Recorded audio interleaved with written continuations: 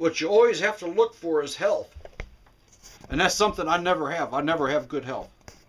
Always have something wrong. I had injuries in the military, and I had all kinds of internal injuries here and there. And so, but I'm coming back. I'm always thinking positive, and you always have to come back, and you always have to think positive about getting healthy.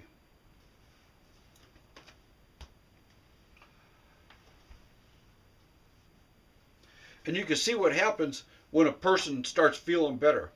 And when you see me before with that long hair, that was since last August 15th, I believe it was. I picked up some bags and threw them, and it ripped me inside. And then all of a sudden, I couldn't even take care of myself. I couldn't take care of anything again. So,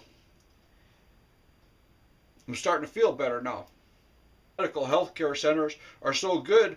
Well, how come they put the sick people in the same room, in the same waiting room, as there are people who have a broken leg?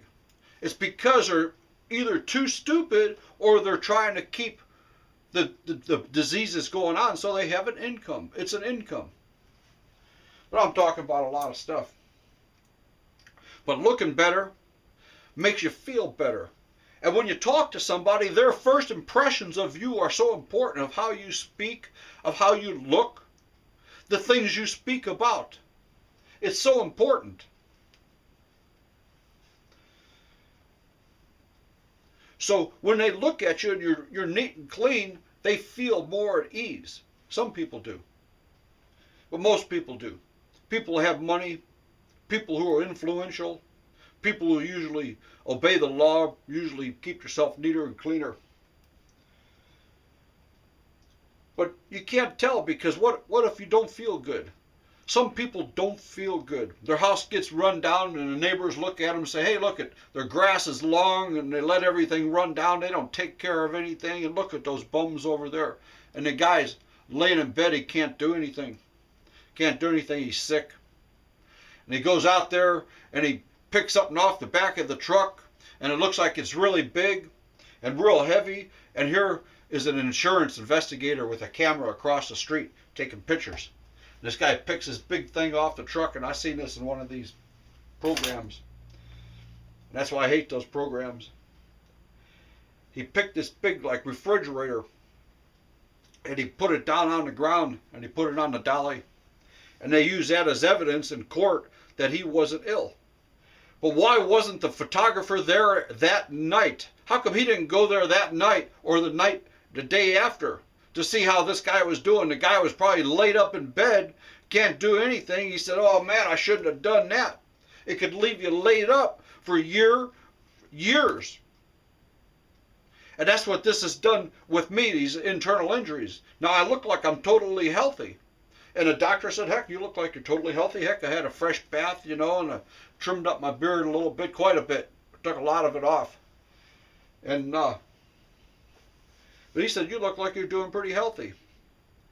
Well, I really wasn't. You got to know what's in here, but if you have years and years and years of not being healthy, you overcompensate. Your whole body just overcompensates anyway. And if you're a AAA personality like I am, heck, I'll push it to the limit, to the place that all of a sudden I can't do anything but lay down. But this is the way it is about being disabled. And you go through periods, heck, you look great, you do things, you act normal, everything's normal, and all of a sudden you pick something up that's too heavy or twist the wrong way, and you're down again. And I'm telling you the truth. In the spring with the allergies, the sneezing, here it is, I'm just starting to feel better. Is this spring allergy season going to come in and start tearing me up again? But I use Claritin, and that's some good stuff. I use that, it works for me. And it works really good for me. So I think I'm going to make it through this year.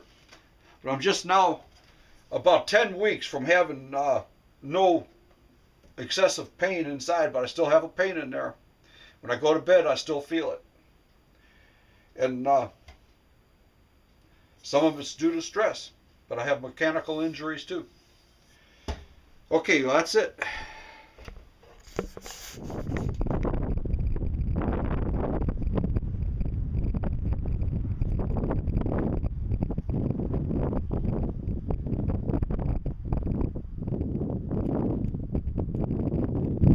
much hair up there.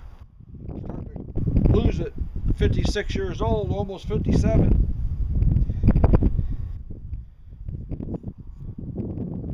Gotta get this hair off. I feel like a bum here. I'm afraid to go into town, and it's psychologically depressing. I'm afraid I'm going to get arrested. What for? You know what I mean?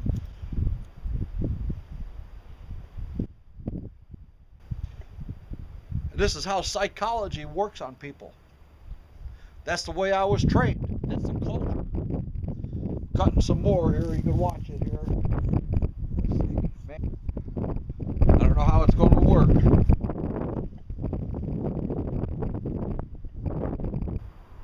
And that's why my hair always ends up real short, because I get it really messed up. I've done this before. I don't even feel like going to a barber. Forget it. You know, why go to a barber? And look at that pile so far, huh? Look at that.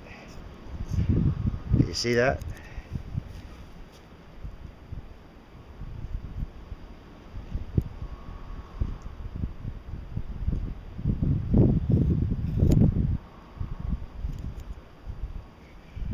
I made sure I brought this chair out here. Good thing I got a place out in the woods, you know. This backwoods hair care. Okay, well that's about it. That's about it. That's a haircut, but you have to trim it up in a mirror because it really makes a mess here.